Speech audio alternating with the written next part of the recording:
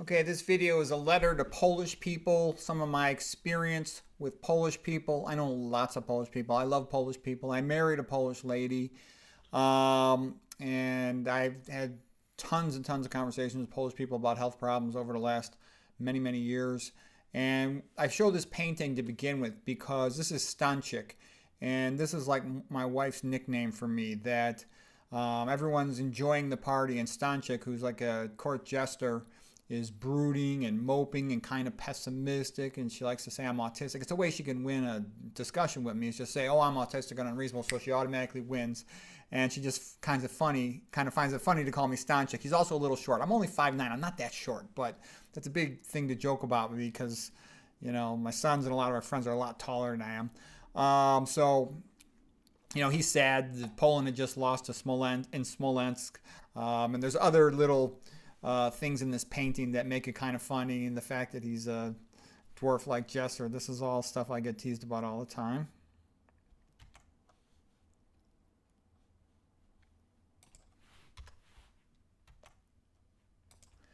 Okay, so like I said, I love Polish people, and I know lots and lots of them. When it comes to nutrition, though, Polish people are idiots. Okay, they've got a lot of reasons for that, and because of it, they don't age well. After 45 years of age or 50, Polish people expect to be fat, most of them, and they shouldn't. They consider it normal. It's so common, it's normal, and that I'm like being weird for talking about it. And my attitude is sort of like, yeah, they got a terrible deal with the Russians. Poland's in a terrible location. It's got Russia on one side, Germany on the other. And the Russians forced them to eat turnips for 70 years, so now their attitude is if they've got a steak, they're going to enjoy it. And their fried food. They got traditions like eating punchki on Polish holidays and drinking beer. So I actually had to drink beer. I never drink ever. I had to have a beer one day just so I could get along with one of my wife's family friends, or they'd think I was strange. So, anyways, just to make a long story short, what I'm saying is, after 40 years of age, you really got to change this, or you're just going to be fat and sick. And there's been tons of examples of this. Polish family bought a house in a very polluted area where they got a great price on all this property. And I told them, that's a bad idea. You're going to get sick from all the pollution in that area. They didn't listen to me, and they had a lot of health problems. Another Polish lady doctor, absolutely gorgeous, brilliant lady doctor. And instead of being friends with me, I want to be friends with her. I like meeting a smart person. I figure here's somebody I can be friends with. She had like a competitive attitude with me. I sometimes run into this, especially in the IQs in about the 135 to 145 range, that, well, if they were born in America, they could have been, Harvard doctors, and that I'm not that smart, that I'm an autistic jerk or something like that. And I know when people have IQs over 145, they almost automatically like me. They kind of feel a kindred with me, and we immediately enjoy talking to each other. In that 135 to 145 range, though, I run into a variety of types. It sort of depends on what their goals and ambitions are. She wouldn't read my books, and sort of had an attitude towards me. I sometimes get this, and that, oh, you're just a radiologist. How could you know anything useful about clinical medicine? I was also an imaging-guided surgeon, admitted all my patients, write all their orders, all their meds, and have a lot of experience, surgical internship, all kinds of stuff. And I've been doing thousands and thousands and thousands of procedures. So anyway, she got cancer. I offered to talk to her several times. She would not speak to me. Had the attitude that, she was just going to go to the prestigious expert. I know a lot about cancer. I studied the biochemistry in some detail after going through that experience with my mother, sadly. So she got complications of chemo and she died. It was very sad. She was a very nice lady. And she's real popular in her community. Anyways, conventional medicine's honest. It tells you it can't cure chronic disease, whereas vegan diet routinely cures a lot of chronic diseases. It also says it has no option for most cancers except chemo. Sometimes surgery or radiation, but there's other things a person can do that might be very helpful. Another beautiful Polish lady, overweight, sent to me to talk about weight loss. She doesn't want to hear anything about plant foods, just wants a pill. I don't have any pills to offer. I don't prescribe medications. Another morbidly overweight Polish lady. I offered to help her out, coach her for free. She's too embarrassed. She goes for bariatric surgery, and then it's complicated by a gastric perforation. She had a lot of problems. Another Polish lady, People send people to me. I get a lot of people, they come and they talk to me. They call me, they knock on my door, they knock wherever I'm at, and they try to ask me for advice.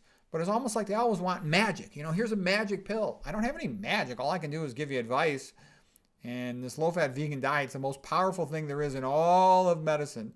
Just that hardly anyone knows about it. And most people who don't know about it, they think it's a big joke. It's not.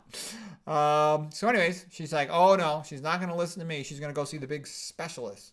Most diabetic specialists don't know anything. I have a previous video about that. Endocrine doctors, it's funny, but it's true. They know almost nothing about diabetes in my experience in terms of like what causes it. So she didn't listen to me. She went and got fatter and fatter on a bunch of pills and became insulin dependent.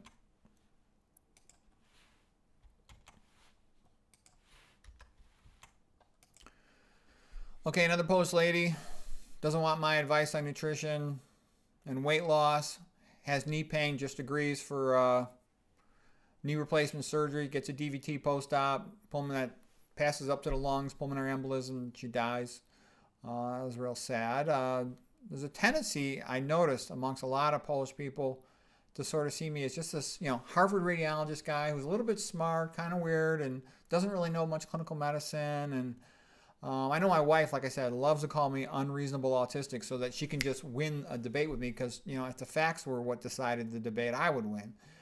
It's sort of like, Anyways, I never met anybody in my life who knows as much clinical medicine as I do, except for Dr. McDougall. He's got a totally different background. I think we're complementary. He's got a lot more clinical experience, 50 years of clinically taking care of patients in diabetic clinics, but I got tons of strange experience with complex imaging-guided surgeries and, weird things like running acupuncture clinics, running spinal injection clinics, running chest tube clinics, all kinds of weird medical experience and reading that's led me to a lot of unusual experience that's useful medically. I can read in numerous different fields. Polish doctor, very overweight, doesn't want a plant-based diet. And I'm like, well, what do you want me to tell you? You want magic? Another Polish guy was worried about his prostate, elevated PSA. He has a negative biopsy. He could have just improved his diet and see if his PSA goes down. No fun getting those big needles stuck up your butt with a transrectal ultrasound-guided prostate biopsy. Another Polish surgery doctor. He's a great doctor, superstar doctor. One of his family members died not that long ago, and he's sad about it. And he has his own cancer. And I'm like, hey, I can help you. He's like, oh, if I die, I'd just go to heaven with my family. And I'm like, I started crying when I heard it was sad. I'm like, you got eternity in heaven, why not do what you can to live as long as you can here on earth? And I was reminded of like the Greek prophets, Cassandra and Tiresias. They could predict the future, but no one would listen to them. It's kind of weird as a doctor. You tell somebody some high-tech thing. When I did my surgical internship, I consent the patient for open heart surgery, for craniotomy. They'll sign the paper in 5 seconds. On the other hand, you tell somebody to go plant-based diet, they're like, no, not that. So stupid.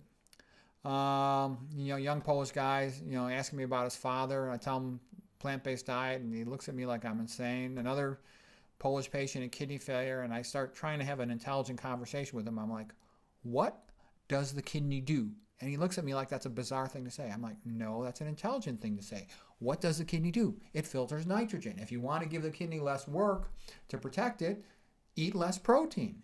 To me, that's so obvious. I've seen a lot of Polish women smoking cigarettes. How stupid is that? It just rapidly accelerates aging, makes you look 20 years older. You're throwing your looks in a garbage can. Stupid. I've seen a lot of Polish women, gorgeous in their 20s and 30s, who become quite fat by their 50s. That's what a high-fat diet does. It makes you fat. So anyways, the secrets, we've talked about this plenty, low-fat, low-sodium vegan and all that. And so if people don't want to listen to me in person, this is something that they could do. Anyways, for what that's worth.